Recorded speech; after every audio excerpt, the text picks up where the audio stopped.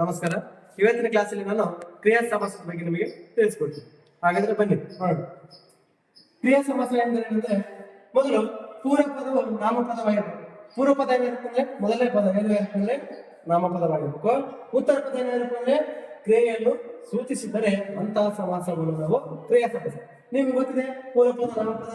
ನಾಮಪದ ಅಂತ ನಿಮ್ಗೆ ಗೊತ್ತಿದೆ ವ್ಯಕ್ತಿಗಳ ಹೆಸರಾಗಿರ್ಬೋದು, ಪ್ರಾಣಿಗಳ ಹೆಸರಾಗಿರ್ಬೋದು, ಸ್ಥಳ ಹೆಸರಾಗಿರ್ಬೋದು. ಯಾವ್ದಾದ್ರು ಒಂದು ಪೂರ್ವ ಪದದಲ್ಲಿ ಬಂದ್ರೆ ಮತ್ತು ಉತ್ತರ ಪದ ಬಂದ್ರೆ ಆ ಕ್ರಿಯೆಯನ್ನು ಸೂಚಿಸಬೇಕು. ಅದನ್ನು ಸೂಚಿಸಿದರೆ ಅಂತಹ ಸಮಾಸವನ್ನು ಕ್ರಿಯಾ ಸಮಾಸ ಎಂದು ನಾವು ಕರಿತೀವಿ. ಹಾಗಾದ್ರೆ ಉದಾಹರಣೆ ನೋಡಿದ್ರೆ ನಿಮಗೆ ಆದಷ್ಟು ಬೇಗ ಅರ್ಥ ಆಗುತ್ತೆ ಅಂತ ಹೇಳಿರುವಂತ ಬನ್ನಿ ಉದಾಹರಣೆ. ಇಲ್ಲಿ ಬಿಲ್ಗೊಂಡ ಬಿಲ್ಗೊಂಡ ಅಂತ ನಾವು ನೋಡ್ಸ್ಬೇಕು. ಬಿಲ್ಗೊಂಡ ಅಂತ ಯಾವ ರೀತಿ ಬಿಡಿಸ್ಬೇಕಪ್ಪ ಅಂತ ಇಲ್ಲಿ ಬಿಲ್ಲನ್ನು ಅದಕ್ಕೆ ಕೊಂಡ ಏನಾಗುತ್ತಪ್ಪ ಅಂದ್ರೆ ಬಿಲ್ಗೊಂಡ ಅಂತ ಹೇಳಿ ನಾವು ಬರೀತೀವಿ. ಬಿಲ್ಗೊಂಡ ಅಂತ ಹೇಳಿ ನಾವು ಕರಿತೀವಿ ಬಿಲ್ಗೊಂಡ. ಅದಕ್ಕೆ ನಾವು ಈ ರೀತಿಯಾಗಿ ಪದಗಳನ್ನು ಬಿಡಿಸ್ಬೇಕು. ಅದನ್ನ ನಾವು ಇದು ಯಾವ ಪದ ಅಂತ ಹೇಳಿದ್ರೆ ನಿಮಗೆ ಪೂರ್ವ ಪದ, ಇದು ಉತ್ತರ ಪದ. ನೋಡಿ ಇವಾಗ ಅರ್ಥ ಆಗುತ್ತೆ ನಿಮಗೆ. ಪೂರ್ವ ಪದವು ನಾಮಪದವಾಗಿರ್ಬೋದು, ಬಿಲ್ಲನ್ನು ಎಂಬುದು ನಾಮಪದವಾಗಿದೆ. ನಿಮ್ಮ ವ್ಯಕ್ತಿ ಹೆಸರಾಗಿರ್ಬೋದು, ಪ್ರಾಣಿ ಹೆಸರಾಗಿರ್ಬೋದು, ಸ್ಥಳ ಹೆಸರಾಗಿರ್ಬೋದು. ಮೊದಲು ಪೂರ್ವ ಪದ ಏನಪ್ಪ ಅಂತಂದ್ರೆ ಇಲ್ಲಿ ನಾಮಪದ ಆಗಿರ್ಬೋದು. ಅದಕ್ಕಾಗಿ ಪೂರ್ವ ಪದ ಏನಪ್ಪ ಅಂದ್ರೆ ನಾಮಪದವಾಗಿದ್ದು, ಉತ್ತರ ಪದವು ಕ್ರಿಯೆಯನ್ನು ಸೂಚಿಸಿದರೆ ಕ್ರಿಯೆಯನ್ನು ಸೂಚಿಸುತ್ತದೆ. ಯಾಕೆ ಅಂದ್ರೆ ವಸ್ತುವಿನ ಕ್ರಿಯೆಯನ್ನು ಸೂಚಿಸುವಂತಹ ಪದಗಳನ್ನು ನಾವು ಕ್ರಿಯಾಪದ ಅಂತ ಹೇಳಿ ನಾವು ಕರಿತೀವಿ. ಈಗ ಕ್ರಿಯೆಯನ್ನು ಸೂಚಿಸ ನಾವು ಕೊಂಡ ಅಂಬುದು ತೆಗೆದುಕೊಂಡ, ಹಿಡಿದುಕೊಂಡ, ಈ ರೀತಿ ಶಬ್ದಗಳು ಬಂದ್ರೆ ನಾವು ತೆಗೆದುಕೊಂಡು ಅದನ್ನ ಅಂತಹ ಸಮಾಸವನ್ನು ಕ್ರಿಯಾ ಸಮಾಸ ಅಂತ ಹೇಳಿ ನಾವು ಕರಿತೀವಿ. ಎರಡನೇ ನೋಡಿದ್ರೆ ನಮಗೆ ಅರ್ಥ ಆಗುತ್ತೆ. ಸೋಲ್ಗಳೆ ಸೋಲ್ಗಳನ್ನು ಬಿಡಿಸಬೇಕಂದ್ರೆ ಸೋಲನ್ನು ಪ್ಲಸ್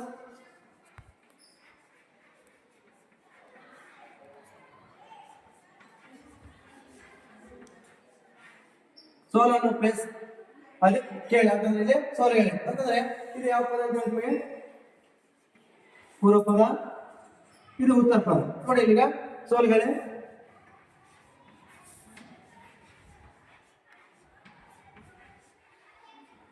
ನೋಡಿ. ಈಗ ನಾವು ಇಲ್ಲಿ ಮೊದಲ ಪೂರ್ವ ಪದ ನಾಮಪದವಾಗಿದೆ. ಸೋಲನ್ನು ಎಂಬುದಪ್ಪ ಅಂದ್ರೆ ನಾಮಪದ. ಯಾಕಂದ್ರೆ ವ್ಯಕ್ತಿಗೆ ಸಂಬಂಧಪಟ್ಟಿದೆ ಇದು. ಅದಕ್ಕೆ ಇಲ್ಲಿ ಸೋಲನ್ನು ಅದು ಕೇಳಿ ಸೋಲ್ಗೇಳಿ ಅಂತ ಹೇಳಿ ನಾವು ಏನಾಗುತ್ತಪ್ಪ ಅಂದ್ರೆ ಉತ್ತರ ಪದ. ಉತ್ತರ ಪದ ಏನಾಗುತ್ತಂದ್ರೆ ಕ್ರಿಯೆಯನ್ನು ಸೂಚಿಸಬೇಕು. ಇಂತಹ ಪದವನ್ನು ನಾವು ಕ್ರಿಯಾಪದ ಅಂತ ಹೇಳಿ ನಾವು ಕರಿತೀವಿ. ಹಾಗಾದ್ರೆ ಇನ್ನೊಂದು ಉದಾಹರಣೆ ನೋಡಿದ್ರೆ ನಿಮಗೆ ಆದಷ್ಟು ಬೇಗ ಅರ್ಥ ಆಗುತ್ತದೆ ಅಂತ ಹೇಳ್ತೀನಿ. ಮೋಸ ಮಾಡು. ನೋಡಿ ಇಲ್ಲಿ ಮೋಸ ಮಾಡು,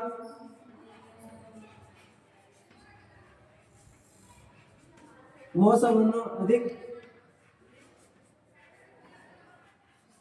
ಮಾಡು, ಮೋಸ ಮಾಡು.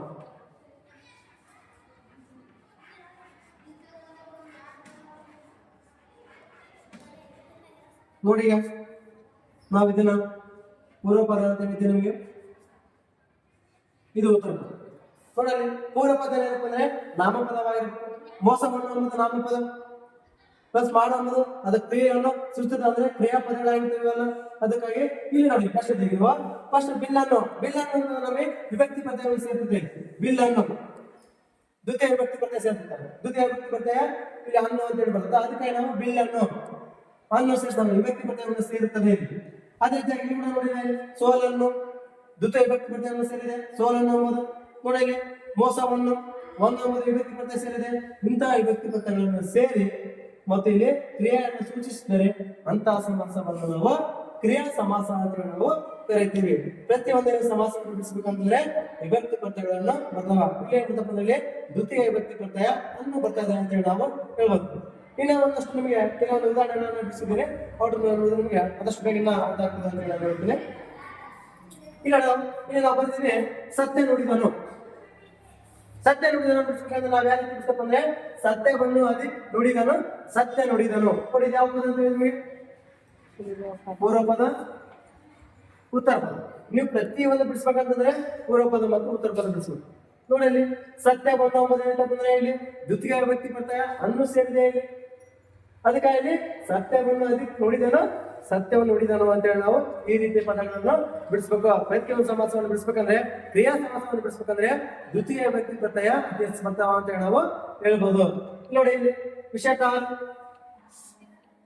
ವಿಷಕಾರ ಅಂತಂದ್ರೆ ವಿಷವನ್ನು ಪ್ಲಸ್ ಕಾರು ನೋಡಿ, ಇದು ಪೂರ್ವ ಪದ, ಇದು ಉತ್ತರ ಪದ ನೋಡಿ. ವಿಷವನ್ನು ಇಲ್ಲಿ ಕೂಡ ದ್ವಿತೀಯ ವಿಭಕ್ತಿ ಪ್ರತ್ಯಯ ಅನ್ನು ಸೇರಿದೆ ಇಲ್ಲಿ ಕೂಡ. ಅದಕ್ಕಾಗಿ ಇಲ್ಲಿ ವಿಷವನ್ನು ಪ್ಲಸ್ ಕಾರು ವಿಷಕಾರು. ಕಾರು ಅಂತಂದ್ರೆ ಇಲ್ಲಿ ವಿಷವನ್ನು ಹಾಕುವನು. ಕಾರು ಅಂದ್ರೆ ಇಲ್ಲಿ ವಿಷವನ್ನು ಹಾಕುವನು ನಾವು ಕಾರು ಅಂತ ಕರಿತೀವಿ ನಾವು. ಅದಕ್ಕಾಗಿ ಇಲ್ಲಿ ವಿಷವನ್ನು ಕಾರು ವಿಷಕಾರು ಅಂತ ಹೇಳಿ ನಾವು ಕರಿತೀವಿ ನೋಡಿ. ಆಮೇಲೆ ನೋಡಿ ಮನೆಕಟ್ಟು ಸೇರ್ಬೇಕಂದ್ರೆ ಹೇಳ್ತೀನಿ ನಿಮಗೆ ವಿಭಕ್ತಿ ಪ್ರತ್ಯಯವನ್ನು ಸೇರಿಸಬೇಕು. ಅದಕ್ಕಾಗಿ ಇಲ್ಲಿ ಮನೆಯನ್ನು ಕಟ್ಟು. ಇದು ಯಾವ ಪದ? ಇದು ಪೂರ್ವ ಪದ. ಉತ್ತರ ಪದ ನೋಡಿ. ಮನೆಯನ್ನು ಇಲ್ಲಿ ಕೂಡ ದ್ವಿತೀಯ ವಿಭಕ್ತಿ ಪ್ರತ್ಯಯ ಅನ್ನು ಸೇರಿದೆ.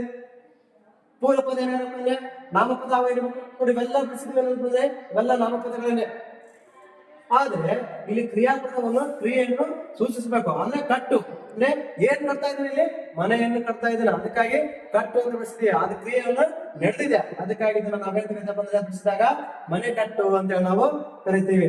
ಲಾಸ್ಟ್ ನೋಡಿ ಇಲ್ಲಿ ತೆರೆ. ಫಸ್ಟ್ ಇಲ್ಲಿ ತೆಲಬಾಗಿ ಅಂದ್ರೆ ತೆಲೆ ಎನ್ನುವುದು ಏನಂತಂದ್ರೆ ಇದು ಪೂರ್ವ ಪದ, ಇದು ಉತ್ತರ ಪದ ನೋಡಿ. ತೆಲೆಯನ್ನು ದ್ವಿತೀಯ ವಿಭಕ್ತಿ ಪ್ರತ್ಯಯ ಅನ್ನು ಸೇರಿದೆ. ತಲೆಯನ್ನು ಬಾಗಿ ತೆಲೆ ಬಾಗಿ ಅಂತ ಹೇಳಿ ನಾವು ಬಿಡಿಸ್ತೀವಿ. ಈ ರೀತಿಯಾಗಿ ಈಸಿಯಾಗಿ ಬಿಡಿಸ್ತೀವಿ. ನಿಮಗೆ ಏನಾದರೂ ಸ್ವಲ್ಪ ಡೌಟ್ಸ್ ಇದ್ರೆ ಕಮೆಂಟ್ ಮುಖಾಂತರ ತಿಳಿಸುತ್ತಾ ಹೇಳ್ತಾ ನನ್ನ ಕ್ಲಾಸನ್ನು ಮುಗಿಸುತ್ತೇನೆ. ನಮಸ್ಕಾರ.